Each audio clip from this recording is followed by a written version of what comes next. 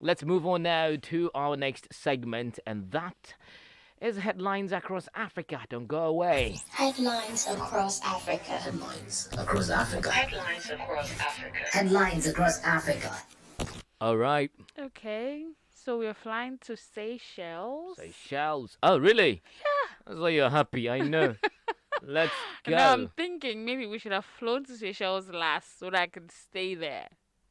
I know. In your fairy tales, dreams, island, whatever it is. But yeah. Okay.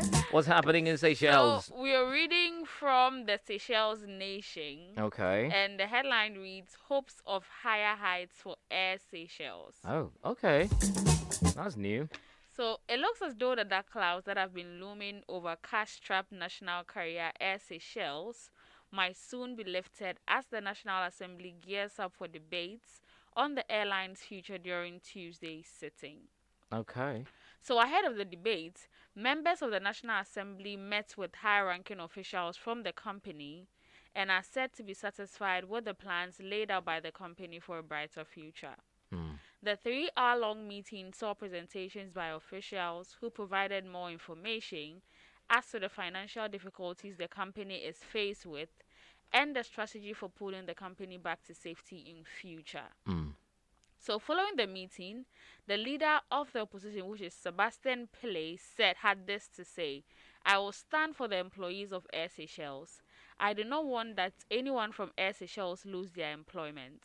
And I think today what happened in the meeting is that Air Seychelles has come as an entity as one. It tried to present its position and how it can get the company to function and to develop. Right.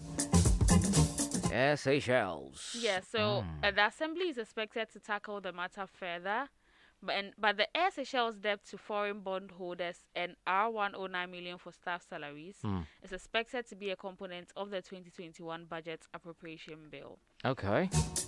So according to the story, Air Seychelles has run into a lot of debt. That's new. And the government has to step in to see how it can pull the company out of that. the difficulty so that the employees don't lose their jobs. and all. So they have to go into a debate Okay. with the National Assembly. But ahead of that, they held a meeting with some of the high-ranking officials of the company Okay. to talk about plans they have. What plans do you have to get yourself out of these economic crisis, and how can the government help and all of that? And I think that is good, because if it's called Air Seychelles, then it means it is the nation's airline. Yeah. But it's great. This government is stepping in to save the day. I mean, there's a lot of accolades to Seychelles, and shouldn't be A problem. exactly. Yeah. I mean, fewer 'Cause population. People fly in a lot, Economy and for the doing number one good and- airline in yeah. the company to be going through this, yeah. I mean, But yeah, like they say, hopes are high. Things will go well. yeah. Good news for that. And we're moving to Eritrea now. Did you intentionally want to move around the coastal parts of Africa, Eritrea? Okay, Eritrea, I think you're coming inland now. Yeah, right? Eritrea is not the coast. I think it's inland, but not like inland. Inland. Oh, okay. Yeah. Used to be part of Ethiopia, though. Okay, let's hear it. So we're reading from the Tesfad News. Okay. And the headline reads, Eritrea, Saudi Arabia Mm-hmm. held first joint ministerial council meeting. Right. So Okay. Eritrea and Saudi Arabia have held the first meeting of their joint ministerial council in Riyadh. Yeah. The meeting was led by Foreign Minister Osman Saleh and his Saudi counterpart Prince Faisal bin Fahad Al Saud. Is that one man's name? Yeah. Okay. I don't know why you're surprised. Arabs tend to have... Yeah, I know. It's just that sometimes I still get surprised. Nah, like Prince Salman been this, fine.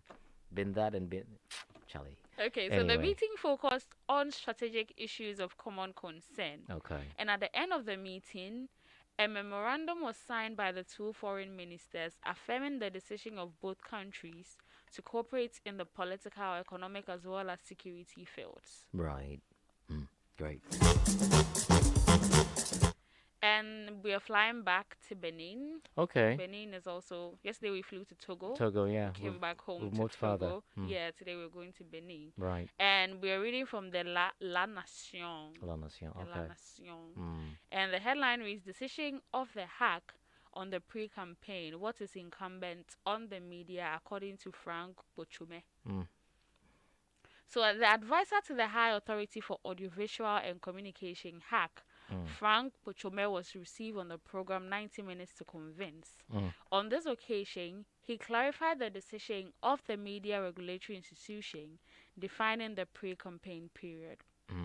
So by defining the pre-campaign period from January 25th at midnight to March 25th, 2021 at midnight, Okay. the High Authority for Hack requires the media to respect the test in force, Okay. which is decision number 21002, Hack of January 13, 2021, regulating media activities during the campaign period for the 2021 presidential election, indicates what is incumbent on the media during this period. Now, the decision of the High Authority for Audiovisual and Communication says that the media can deal with any elements relating to the pre-campaign period from January 25th to March 25, 2021, except propaganda. So propaganda being seen as a way to sell its products. So we should not advertise a duel, but whenever it is a question of presenting a duel, the part of the candidates is information. Now, during this period, it is formally prohibited to all the media the diffusion of any element of electoral campaign relating to the presidential election of 2021 in accordance with Article 47 of Law Number 2019-43 of November 15, 2019 on the Electoral Code in the Republic of Benin. Right. So what the story is basically saying is the media is prevented from doing propaganda during the pre-campaign season. Pre-campaign season, that is from January 25th to March 25th, 2021. Why? Why they do that? According to a law. Well, maybe There's a law. okay. I want to believe that maybe that propaganda, definitely. I mean, if you're going to bring about issues that would bring about some form of uncertainty and, I mean, giving people a reason to react. So it's like a media house cannot campaign for one party. You know, when elections were happening here in Abidjan, you have one media house just show things of just one political party. But if they're supposed, if they get paid to do that, but they can't do issue? it according to a law in Benin. Okay, it's a bit too tough, but yeah, I mean, well, okay, just to make you neutral.